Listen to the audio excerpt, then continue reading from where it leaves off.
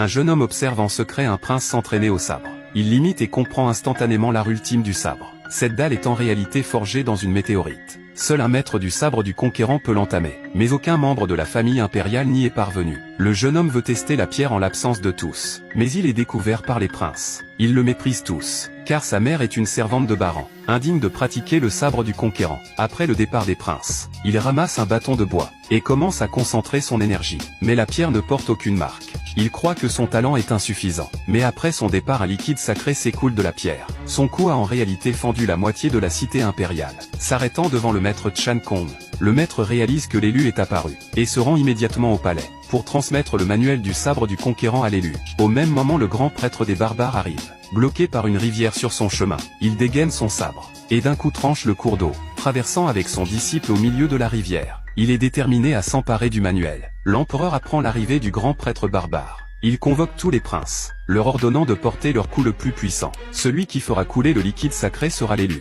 Mais aucun prince n'y parvient. Il ne reste plus que le jeune homme. Le prince héritier le traite de bon à rien. Impossible qu'il soit l'élu. Mais le jeune homme défie le destin. Il sort son coup prêt à bois. Son aura impressionne même le maître Tian Shan.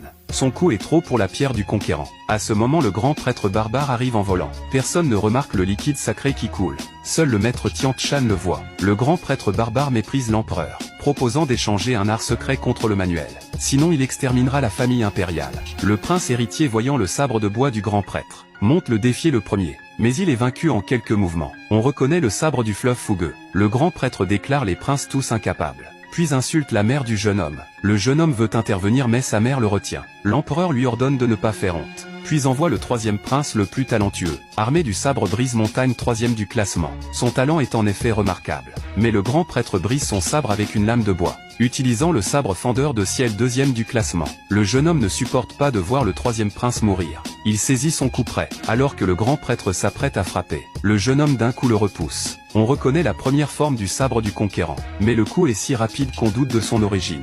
Le grand prêtre somme son auteur de se montrer, où il tuera tout le monde.